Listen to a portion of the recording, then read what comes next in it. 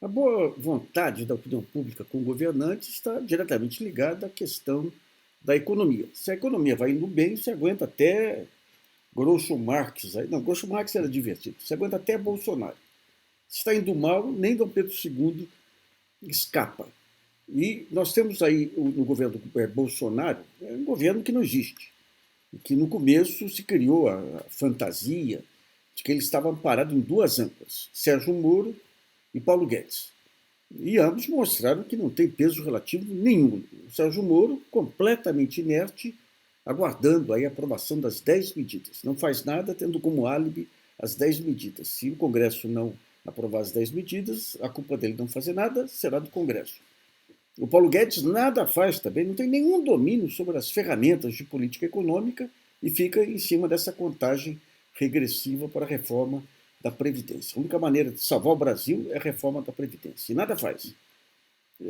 Aprovando ou não ambas as reformas, a fantasia cai. Você tem que voltar ao nível da terra. Então vai se perceber que o Sérgio Moro não fez nada no período que devia ter feito, não são as 10 medidas que vão resolver, e vai se perceber que a reforma da Previdência não vai resolver a questão da recessão que avança pela economia. É até curioso que o Marcos Lisboa, que é um dos propagandistas maiores do mercado, já começa a mudar a retórica, dizendo o seguinte: olha, mesmo que a reforma da Previdência for aprovada, não é suficiente para recuperar a economia. E não vai recuperar. A chance de recuperar a economia com o Paulo Guedes é zero. O Paulo não tem domínio, não adianta, nem que ele quisesse. Ele não tem conhecimento de ferramentas de política econômica, ele conhece só movimentos de mercado, política monetária e fiscal. A fiscal é dogma, você não pode romper o dogma, fica só a política monetária e essa bobagem, se baixa meio ponto Selic, se consegue usar juros para trazer investimento de volta, ao mesmo tempo que se desmonta BNDES. Então é o seguinte, a chance de recuperar a economia é zero. Então, como que fica a exigência da opinião pública em relação ao Bolsonaro? Por exemplo, investimento externo. Com Bolsonaro, esquece.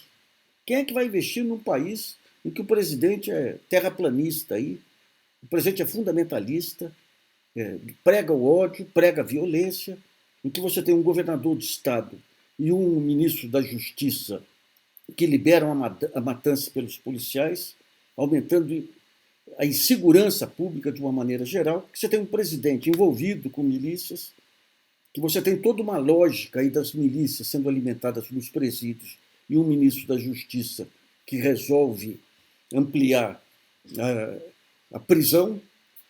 Então, em todos esses e em outros ministérios essa maluquice, né? Ministro da Educação destruindo a educação, a ministra Damares, os movimentos sociais, os direitos sociais, todos aqueles direitos que levou décadas para que se conseguisse avançar, estão sendo destruídos, a regulação do meio ambiente destruído, a questão da Anvisa sendo desmontada, tudo, para onde você olha. Então, essa percepção vai ficar mais aguda à medida que se perceber que essa história da reforma da Previdência, embora seja um tema que tem que ser tratado com seriedade, não vai resolver a questão da crise. E daí entram os outros fatores. Né? Como é que você vai continuar aceitando um presidente da República que é diretamente ligado às milícias, que você tem um entorno familiar que é caso aí para Truman Capote. Né? Truman Capote é uma família que só se consegue enxergar como clã praticando a violência, a solidariedade na violência. Então, de que maneira que vão segurar Carlos Bolsonaro? E, ao mesmo tempo, você tem os negócios saindo. Né? Uma segurança pública sem recursos, fazendo uma licitação de 480 milhões de reais para importação de armamento que não existe atualmente, mudando o padrão de armamento, como se o dinheiro saísse pela janela. Né?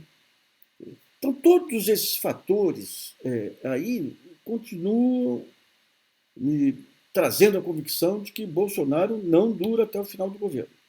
As ligações com as milícias vão ficando mais evidentes, as investigações sobre Flávio Bolsonaro mais evidentes, apesar da Polícia Federal e da Procuradoria-Geral da República não avançarem nas investigações sobre a morte de Marielle. Uma hora vai aparecer a motivação real. Então, por todos esses fatores, aí não estou nem discutindo aí o que é bom, Essa questão, não, é melhor o Mourão, melhor aquilo, isso aí deixa para outras apostas aí. Eu estou tentando ver em cima dos fatos que acontecem, em cima do perfil do Bolsonaro, é que a possibilidade dele continuar é muito pequena. E ele, quando ele consegue tomar um remédio melhor, aí ele para de falar por 2 dias, as pessoas falam, nossa, agora não vai ter crise durante um período aí, porque ele aprendeu. Ele não aprende, não adianta, não aprende.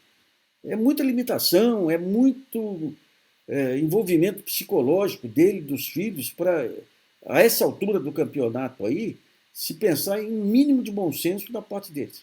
Então ele não tem o apoio das Forças Armadas, está claro, está nítido que não tem esse apoio. Os generais da reserva que estão no governo não representam as Forças Armadas.